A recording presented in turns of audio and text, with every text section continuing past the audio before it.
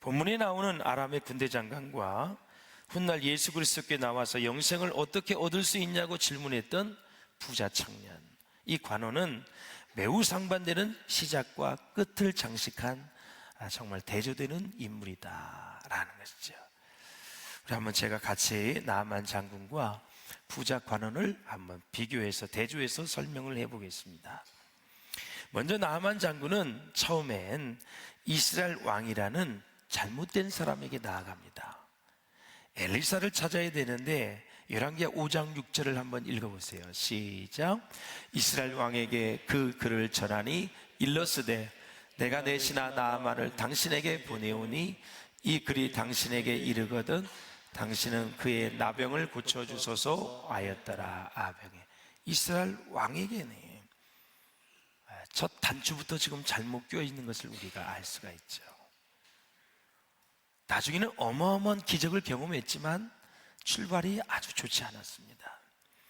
반면에 부자 관원은 누가복음 18절에서 23절에 보면 선한 선생님이요, 예수님 이렇게 부르면서 어떻게 영생을 얻어야 되느냐 하면서 아주 올바른 사람, 예수님에게 나아가는 아주 출발이 아주 너무너무 좋았습니다.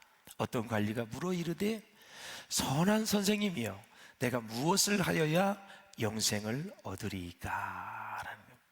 사실은 누구를 믿어야 영생을 얻느냐 이렇게 질문을 해야 되는데 이 부자 청년은 마음속에 무엇을 해야 구원을 얻는다는 생각을 가지고 있다는 것을 알 수가 있죠. 아무튼 예수님 앞에 나아가서 바른 사람에게 나아갔기 때문에 출발이 너무 좋았다라는 거죠. 나만 장군의 두 번째 모습을 보면 잘못된 인식을 가지고 있었습니다. 11절을 한번 읽어보겠습니다. 시작. 나만이 노하여 물러가며 이르되 내 생각에는 그가 내게로 나와 서서 그의 하나님 여호와의 이름을 부르고 그의 손을 그 부위 위에 흔들어 나병을 고칠까 하였도다. 아멘. 나만 장군이 엄청 화가 났습니다. 화가 난 거 잘 아시죠? 예. 수백 명의 군대를 데리고 어마어마한 물질을 가지고 그 먼 길을 그렇게 이방 나라의 아람의 군대 장관이 왔는데 엘리사가 나와보지를 않습니다. 영접을 하지 않습니다. 그래서 나아만이 노하여 화가 났다. 내 생각에는 저 사람이 엘리사가 내게로 와야 되지 않겠느냐, 최소한 인사는 좀 해야 되지 않겠느냐, 나를 영접해야 되지 않겠느냐. 나는 나아만의 장군의 말에 동의를 합니다. 그렇죠? 사람이 사는데 인기척도 하지 않고 문도 열어보지 않고 이렇게 처음부터 꼬여져 가는 그런 모습을 봅니다. 불치병 고치러 왔다가 마음이 어마어마하게 상해버리고 말았습니다. 사람은 살아가다가 나도 모르게 사람과 환경을 통해서 마음 상할 일이 너무너무 많이 있습니다. 불현도 내 마음을 아프게 하는 그런 사람들이 있어요. 마음이 상할 때가 있어요. 반면에 부자 청년은 내가 무엇을 하여야 영생을 얻으리까? 젊었을 때부터 부자로 산 거 보니까 이 부자 청년은 대를 이어서 많은 것을 물려받았어요. 부자임에도 영생에 관심이 있었습니다. 참 좋은 아름다운 인생이죠. 부자임에도 영생에 관심이 있었어요. 영적인 청년이었다라는 것입니다. 그는 바른 정신과 자세로 예수님께 나아갔습니다. 출발이 가면 갈수록 너무 좋고 나아만 장군은 가면 갈수록 꼬여져 갑니다. 세 번째 대조를 해보니까 나아만 장군은 이제 귀한 처방을 받습니다. 10절 시작. 엘리사가 사자를 그에게 보내 이르되 너는 가서 요단강에 몸을 7번 씻으라. 네 살이 회복되어 깨끗하리라 하는지라. 아멘. 엘리사가 나와보지도 않았는데 또 한 번 열받은 것은 사자를 그에게 보냈다. 사자는 엘리사의 종을 얘기합니다. 그 종을 통해서 또 얘기하는 거예요. 나아만 장군, 너는 가서 요단강에 몸을 7번 씻으라. 네 살이 회복되어 깨끗하리라 하는지라. 목욕하면 어떻게 된다는 결론은 너무너무 좋은데 엘리사 태도가 마음에 안 들어요. 태도가 마음에 안 들어요. 사람도 살다 보면은, 직장생활 하다 보면은 참 실력이 좋은데 태도가 안 좋은 사람이 있습니다. 참 스펙이 좋은데 인격이 안 돼 있는 사람이 있습니다. 오래가지 못하죠. 가다가 펑크가 납니다. 자루에 펑크가 나면 물이 다 쏟아지듯이 반드시 펑크가 나게 돼 있어요. 그 대가를 다 치르게 돼 있다라는 사실이죠. 그래서 이 나만 장군이 더 열을 받는 거예요. 야, 목욕을 해서 7번 한다고 치유받아? 인사도 안 해? 아는 척도 안 해? 또 종을 보내서 얘기해? 갈수록 더 꼬여져 가는 거죠. 그래서 화가 나서 이제 우리나라 조국 아람으로 돌아가자, 이런 얘기를 합니다. 나중에 보시면 알겠지만 아람의 이 나만 장군이 얼마나 화가 났는지는 나중에 보시도록 합시다. 먼저 두 인물을 보는 거예요.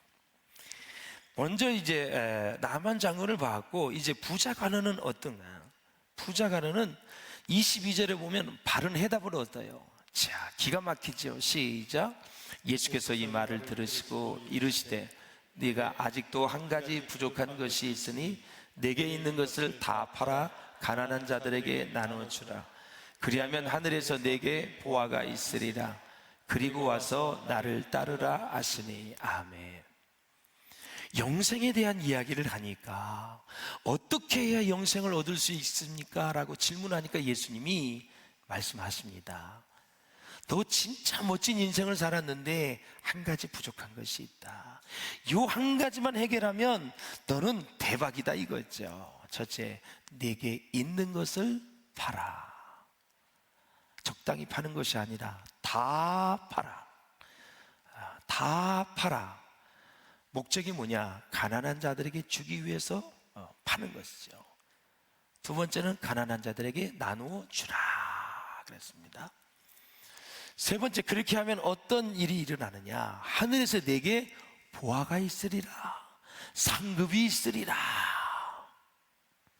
그런데 예수님은 그 보화를 물질의 나눔을 통해서 물질의 복을 주시는 것이 아니라, 그리고 와서 나를 뭐하라? 따르라. 내가 너를 제자를 삼아 주시겠다, 그런 거예요. 최고 아닙니까? 최고 아니에요? 잘했으면 12제자에 들어갔지요.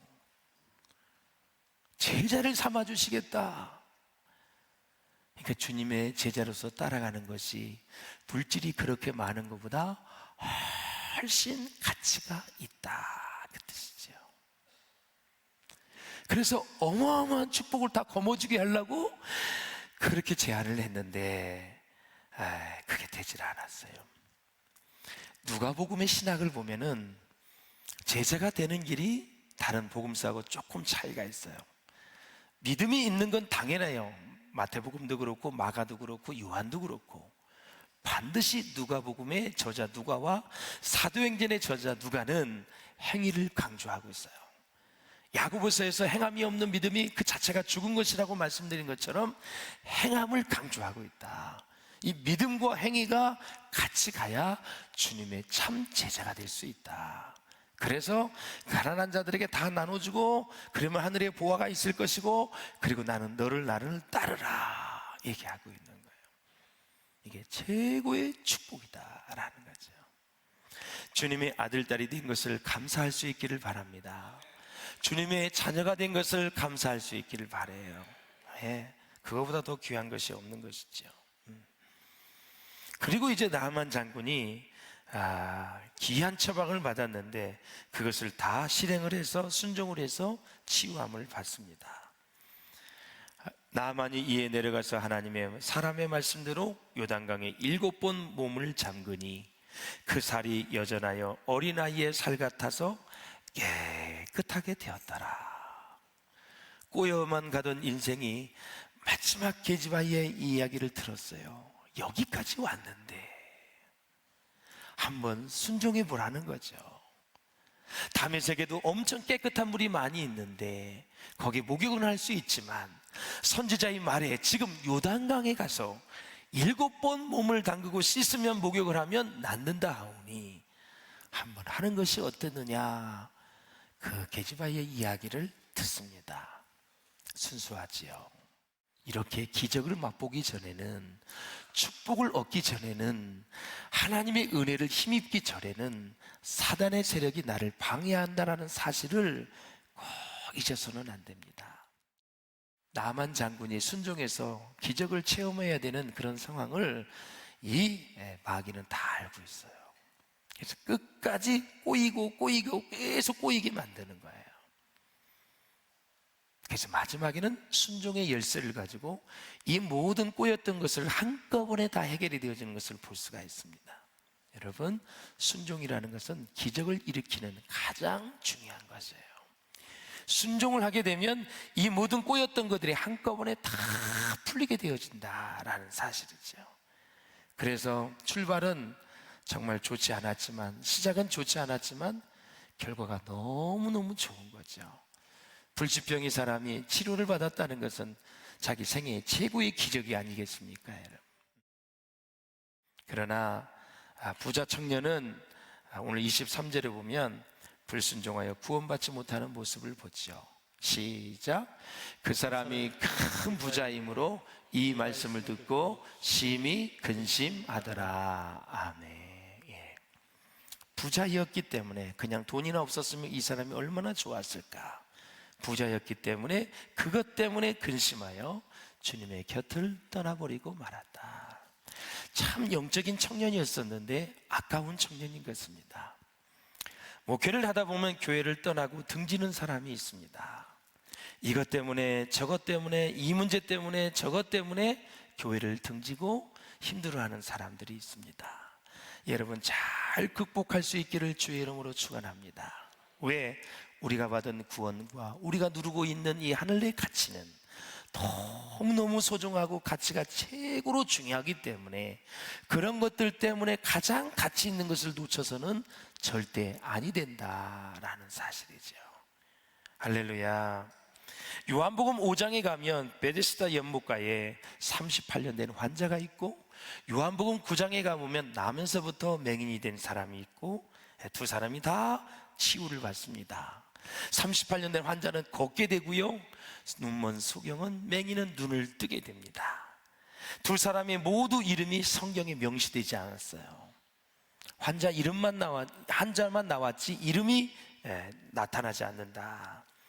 그리고 두 사람은 오랫동안 알아온 난치 환자였다, 불치병이었다라는 거죠. 사건이 일어난 장소가 예루살렘의 연못과도 똑같습니다.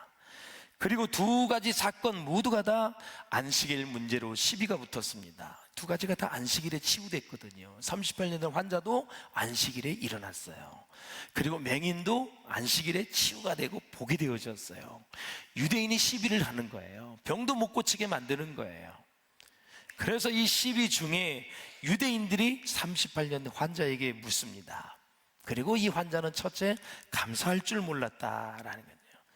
예수님의 진리에 대한 호기심이 없었던 38년 된 환자, 예수를 증거하지도 않고 유대인들에게 예수님을 소개하지도 않고, 나를 이 38년 된 이 누워있는 상황에서 나를 일으켜 주신 분은 예수님이다라고 말하지 않습니다. 그래서 예수님은 그에게 이렇게 말합니다. 다시는 죄를 짓지 말라고 일러주었습니다. 결국 38년 된 환자의 병의 원인은 죄였습니다. 죄 때문에 38년 동안 이렇게 고통스러워하고 있는 사람을 죄도 용서해 주시고 몸도 고쳐주셔서 걷게 해주셨건만, 그는 예수님께 감사하지 않았습니다. 예수님을 증거하지도 않았습니다. 예수님을 고쳐줬다고, 예수님께서 고쳐줬다고 말하지도 않습니다. 참으로 그가 계속 불신앙의 죄 속에 있었던 것은 안타까운 일이 아닐 수가 없지요. 예수님으로부터 각별한 은혜를 입은 그가 불신앙으로 적대적인 유대인들의 한 사람으로 되돌아간 일은 가슴 아픈 일이 아니요 다시 유대인으로 돌아갔습니다. 이것이 바로 하나님의 기적을 맛보고도 끝이 좋지 않는 인생의 표본이다라는 거죠. 반면에 나면서부터 소경이 된 사람은 그의 죄 때문에 소경이 된 것이 아니라고 예수님은 말씀하고 있습니다. 죄가 아님에도 소경이 되어져서 평생 소경으로 있다가 눈을 떠서 그는 예수님이 치료해 주신 것이 감사해서 나를 치료해 주신 분은 예수님이다, 이것은 하나님의 일이다, 예수님이 행한 표적이다 담대하게 증거를 했고, 그리고 예수님을 선지자라고 고백을 하고 메시아라고 받아들입니다. 죄도 짓지 않는 상태에서 소경이 되어져서 눈을 떴는데 거기에 대해서 예수님한테 원망불평하지 않았습니다. 내가 무슨 죄 때문에 이렇게 내가 소경이 되었습니다. 이 오랜 세월 동안 소경으로 있던 것 갚아주십시오. 뭐로 대신하시겠습니까? 당신이 창조주이고 나를 만들었으면 왜 나를, 내가 아무 잘못도 없는데 맹인으로 살게 하겠습니까? 이렇게 원망하지 않았다라는 거죠. 그러나 반면에 죄 때문에 38년 동안 환자가 되었던 이 사람은 그것을 고쳐주었음에도 불구하고 결국 그는 하나님을 찬양하지 않고 감사하지 않고 예수님을 영접하지 않고 다시 유대인으로 돌아갔다. 참 사람은 다양합니다. 사랑하는 여러분, 이 사건으로 인해서 맹인은 뭐라 그러냐면 치유를 소원한 믿음이 어떻게 됐다고요? 즉시 제자의 신앙으로 여물어져 갔다, 성숙했다, 성장했다라는 사실이죠. 그러므로 사랑하는 여러분, 우리가 이 세상을 살아가면서 어떠한 계급에 인해서 교회에 나올지는 몰라요.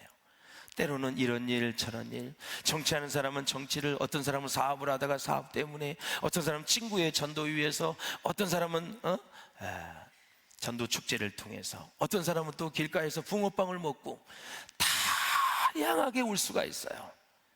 그래서 여러분들이 교회에 온 목적을 절대 나쁘게 얘기하지 말고, 제발 입에 오르드 내리지 말고 그 사람의 영이 성장할 수 있도록 기도해 주시길 바랍니다. 저 사람 말이야 표 받으려고 교회 왔어, 제발 그러지 마세요. 사랑하는 여러분, 말씀을 듣다 보면 변화되게 되어 있고, 말씀을 듣다 보면 새로워지게 되어 있고, 말씀을 듣다 보면 새로워질 수 있다. 네, 우리가 뭐가 잘났습니까? 우리가 하나님 앞에 잘난 것이 무엇이 있습니까? 여러분, 다 저나 여러분이나 죄인이었다가 예수 믿고 구원받아서 하나님의 자녀가 됐잖아요. 이제 남을 판단하기보다는 어떠한 목적을 가지고도 이제 교회에 올 수 있다라는 사실을 인정하시고, 눈먼 맹인이 다시 떠서 제자가 되었던 것처럼, 그의 치유를 소원한 믿음이 제자의 신앙으로 여물어졌던 것처럼, 어떤 동기를 가지고도 나와도 다 그것이 하나님 앞에 신앙 성숙의 모습으로 나아갈 수 있도록 서로 격려해주고 위로해 줄 수 있어야 된다라는 것이죠. 할렐루야. 자, 나만 장군이 얼마나 화가 났는지 한번 보세요. 12절에 보면 분한 모양이라는 단어가 나와요. 화가 났는데 이 분한 모양에 해당하는 히브리어가 해마라는 단어인데, 뜨겁다라는 단어를 뜻이 있어요. 이 동사 야함에서 유래된 단어인데, 이게 무슨 얘기냐면 때로 이것은 육체에 열을 내게 해서 죽음에 이르게 하는 독충이나 독사의 독을 가리키기도 합니다.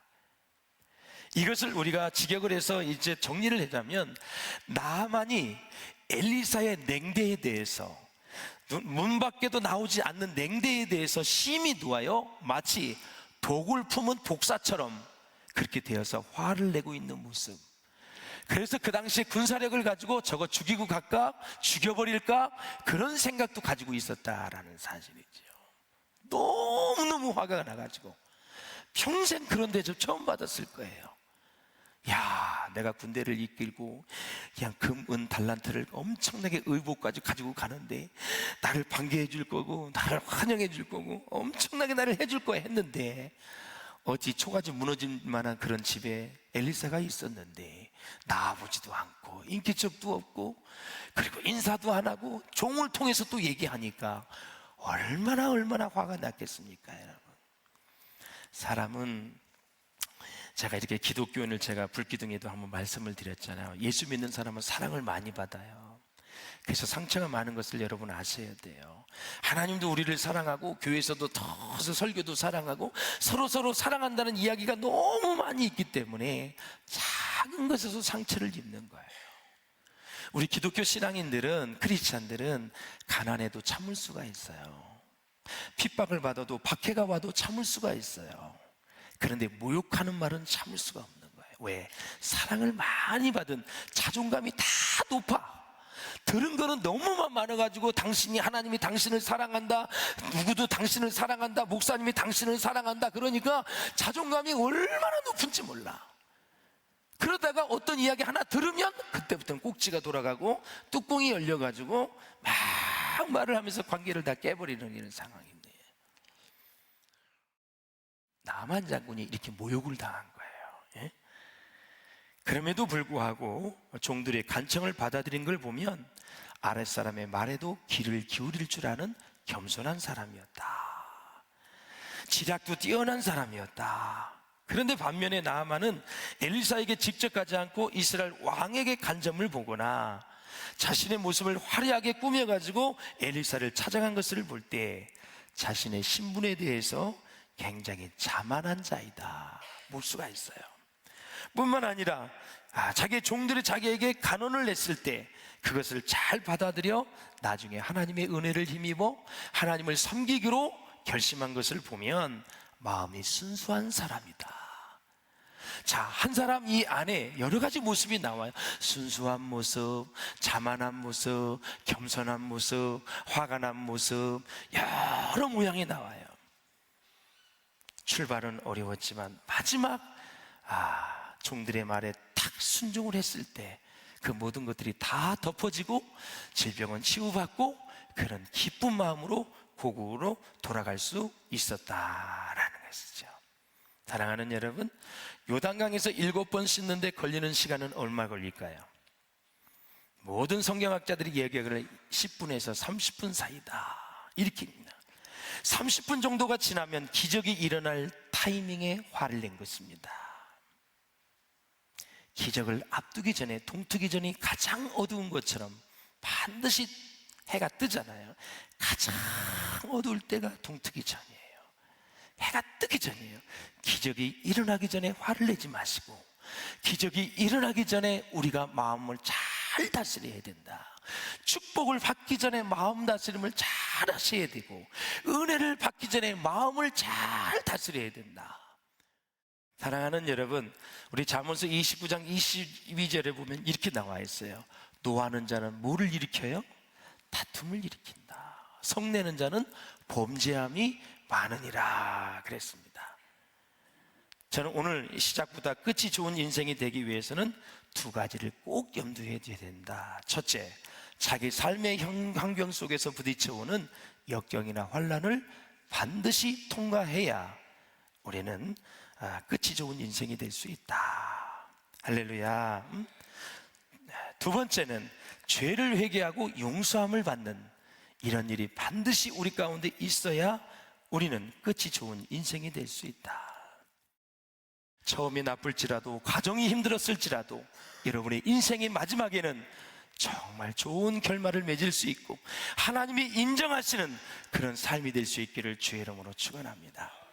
이런 말씀이 믿어지고 깨달아지면 그동안 관계가 나빴던 사람들 다 용서할 수 있습니다. 그래, 지금부터 잘하면 되지, 지금부터 화해하고 지금부터 하나 되어서 가면 되지, 내가 잘못된 생각을 가지고 있다가도 그래, 지금부터 결말을 잘 맺기 위해서 멋지게 신앙생활 해야 되겠다, 이런 마음을 가지면 다시 한번 하나님께서 우리에게 은혜를 주실 줄로 믿습니다. 저는 저와 여러분이 마지막 끝에, 여러분의 끝이 좋은 꼭 인생이 되셔서, 우리 동기 하나가 글을 이렇게 올렸더라고요. 신목사님, 주님 맞을 날이 다가오니 두 가지 마음이 교차합니다. 하나는 설레임입니다. 주님을 맞을 것 생각하니 이제는 모든 무거운 짐 내려놓고 주님 맞을 것 생각하니 설레입니다. 두 번째는 두렵습니다. 내게 맡겨주신 사역을 잘 감당했는지, 영혼을 사랑하며 그렇게 했는지 두렵습니다. 설레임과 두려움이 교차한다는 얘기를 문자를 보내왔더라고요. 사랑하는 여러분, 우리 가운데 다시 한번 시작부터 끝이 좋은 인생이 꼭 되시기를 바라고, 여러분의 인생 가운데 하나님을 찬송하며 마지막에는 하나님으로 인해서 마무리되어지는 멋진 인생이 될 수 있기를, 거룩한 인생, 하나님이 인정하시는 그러한 인생이 될 수 있기를 주의 이름으로 축원합니다.